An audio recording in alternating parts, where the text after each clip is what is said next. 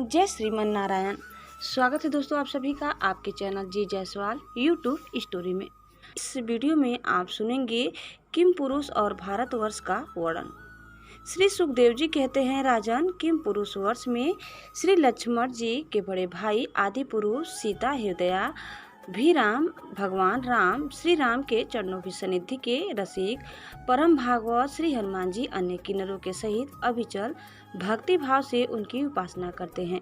वहाँ अन्य गंधर्वों के सहित आशीर्वेन वेश उनके स्वामी भगवान राम की परम कल्याणमयी गुणगाथा गाते रहते हैं।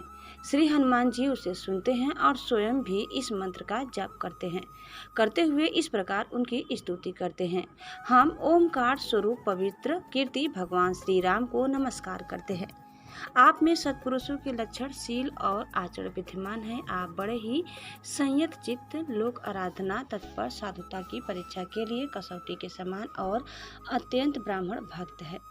ऐसे महापुरुष महाराज राम को हमारा पुनः पुनः प्रणाम है।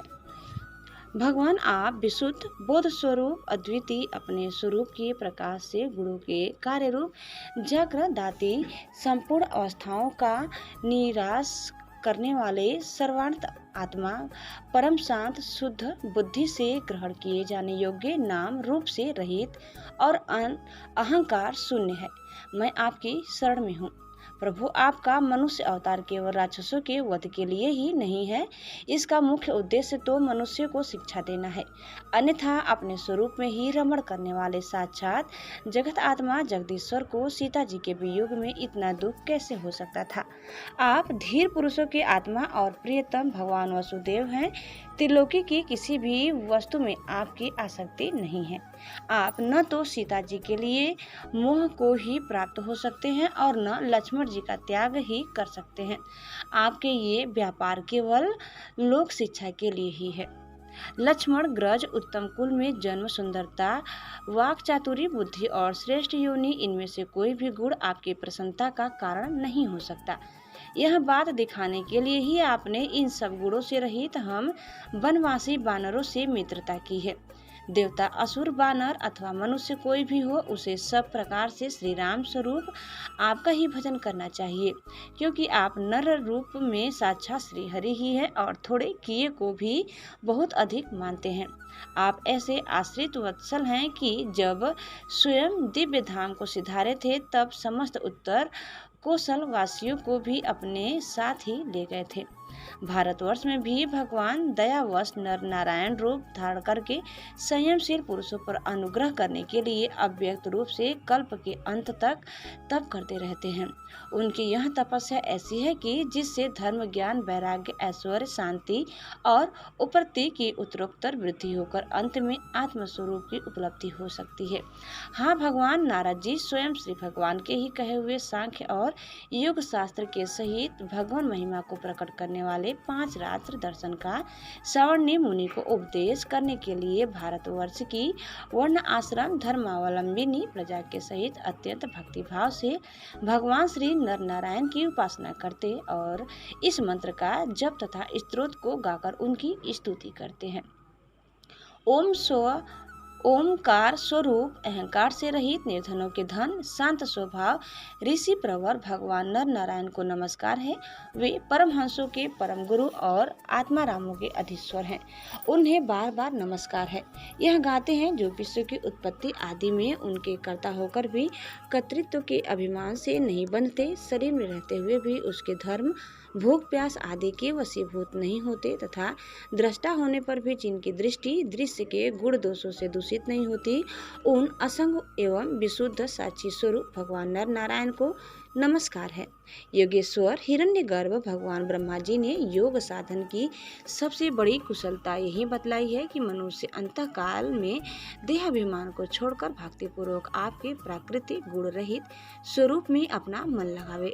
लौकिक और परलौकिक भोगों के लालची मूढ़ पुरुष जैसे पुत्र, स्त्री और धन की चिंता करके मौत से डरते हैं, उसी प्रकार यदि विद्वान को भी इस निंदनीय शरीर के छूटने का भय ही बना रहा तो उसका ज्ञान प्राप्ति के लिए किया हुआ प्रयत्न केवल श्रम ही है।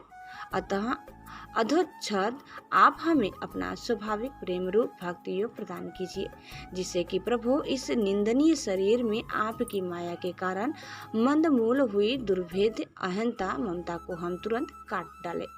राजन, इस भारतवर्ष में भी बहुत से पर्वत और नदियां हैं, जैसे मलय, मंगलप्रस्थ, मैनाक, त्रिकूट, ऋषभ, कुटक, कोल्लक, सहा, देवगुरी, श्रीम्यक, मोक्ष, श्रीशैल, वेंकट, महेंद्र, वारिधार, विंध्य, सुक्तिमान, श्रीगिरी, परी, यात्र, द्रोण, चित्रकूट, गोवर्धन, रैवतक, कुकुब, नील, गोकामुख, इंद्रकील और कामगिरी आदि। इसी प्रकार और भी सैकड़ों हजारों पर्वत हैं। उनके तट प्रांतों से निकलने वाले नद और नदियां भी अगणित है। ये नदियां अपने नामों से ही जीव को पवित्र कर देती है और भारतीय प्रजा इन्हीं के जल में स्नान आदि करती है।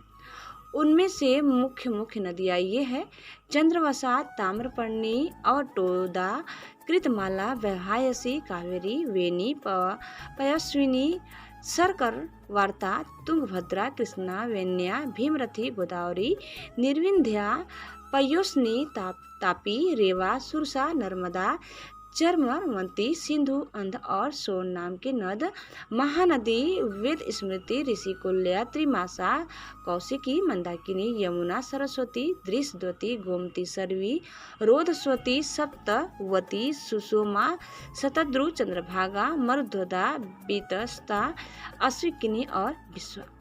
इस वर्ष में जन्म लेने वाले पुरुषों को ही अपने किए हुए सात्विक, राजस और तामस कर्मों के अनुसार क्रमशः नाना प्रकार की दिव्य, मानुष और नार की योनियां प्राप्त होती है। क्योंकि कर्म अनुसार सब जीवों को सभी योनियां प्राप्त हो सकती है, इसी वर्ष में अपने अपने वर्ण के लिए नियत किए हुए धर्मों का विधिवत अनुष्ठान करने से मोक्ष तक की प्राप्ति हो सकती है। परिचित, संपूर्ण भूतों के आत्मा, राग आदि दोषों से रहित, अनिवर्चनीय, निराधार परमात्मा भगवान वासुदेव में अनन्य एवं अहेतुक भक्तिभाव ही यह मोक्ष पद है। यह भक्तिभाव तभी प्राप्त होता है जब अनेक प्रकार की गतियों को प्रकट करने वाली अविद्या रूप हृदय की ग्रंथि कट जाने पर भगवान के प्रेमी भक्तों का संग मिलता है। देवता भी भारतवर्ष में उत्पन्न हुए मनुष्यों की इस प्रकार महिमा गाते हैं: अहो, जिन जीवों ने भारतवर्ष में भगवान की सेवा के योग्य मनुष्य जन्म प्राप्त किया है, उन्होंने ऐसा क्या पुण्य किया है, अथवा इन पर स्वयं श्रीहरि ही प्रसन्न हो गए हैं। इस परम सौभाग्य के लिए तो निरंतर हम भी तरसते रहते हैं। हमें बड़े कठोर यज्ञ, तप, व्रत और दान आदि करके जो तुच्छ स्वर्ग का अधिकार प्राप्त हुआ है, इससे क्या लाभ है? यहाँ तो इंद्रियों के भोगों की अधिकता के से कारण स्मृति शक्ति छीन जाती है, अतः कभी श्री नारायण के चरण कमलों की स्मृति होती ही नहीं। यह स्वर्ग तो क्या, जहाँ के निवासियों की एक एक कल्प की आयु होती है, किंतु जहाँ से फिर संसार चक्र में लौटना पड़ता है, उन ब्रह्मलोक आदि की अपेक्षा भी भारत भूमि में थोड़ी आयु वाले होकर जन्म लेना अच्छा है, क्योंकि यहाँ धीर पुरुष एक क्षण में ही अपने इस मर्त्य शरीर से किए हुए संपूर्ण कर्म श्री भगवान को अर्पण करके उनका अभय पद प्राप्त कर सकते हैं।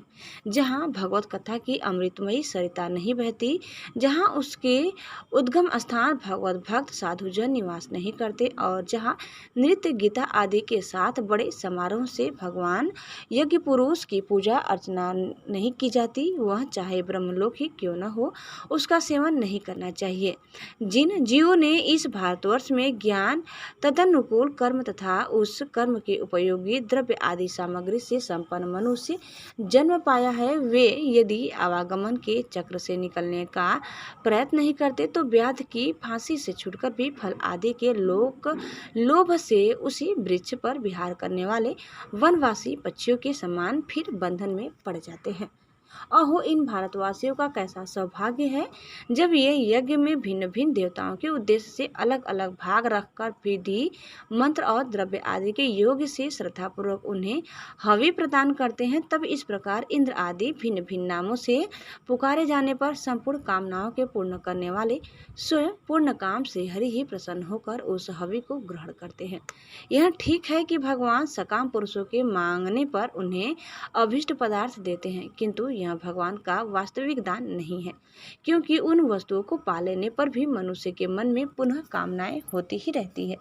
इसके विपरीत जो उनका निष्काम भाव से भजन करते हैं, उन्हें तो वे साक्षात अपने चरण कमल ही दे देते हैं, जो अन्य समस्त इच्छाओं को समाप्त कर देने वाले हैं। अतः अब तक स्वर्ग सुख भोग लेने के बाद हमारे पूर्व कृत यज्ञ, प्रवचन और शुभ कर्मों से यदि कुछ भी पुण्य बचा हो तो उसके प्रभाव से हमें इस भारतवर्ष में भगवान की स्मृति से युक्त मनुष्य जन्म मिले, क्योंकि श्री हरि अपना भजन करने वाले का सब प्रकार से कल्याण करते हैं। श्री सुखदेव जी कहते हैं, राजन, राजा सगर के पुत्रों ने अपने यज्ञ के घोड़े को ढूंढते हुए इस पृथ्वी को चारों ओर से खोदा था। उससे जम्बू द्वीप के अंतर्गत ही 8 उपद्वीप और बन गए। ऐसा कुछ लोगों का कथन है। वे स्वप्रस्थ, चंद्र शुक्ल, आवर्त, रमणक, मंदरहीन, पांचजन्य, सिंहल और लंका है। भरत श्रेष्ठ, इस प्रकार जैसा मैंने गुरुमुख से सुना था, ठीक वैसा ही तुम्हें यह जम्बू द्वीप के वर्षों का विभाग सुना दिया है। दोस्तों, इस प्रकार कथा यही समाप्त होता है। आगे की कथा सुनने के लिए आप दूसरे वीडियो को अवश्य देखिए। दोस्तों, आपको हमारी आज की यह कथा कैसी लगी कमेंट करके जरूर बताइए। चैनल में नए हैं तो प्लीज़ लाइक, शेयर और सब्सक्राइब करना न भूलें। धन्यवाद। जय श्री कृष्णा, जय श्रीमन नारायण। एक बार प्रेम से बोलिए श्री बांके बिहारी लाल की जय।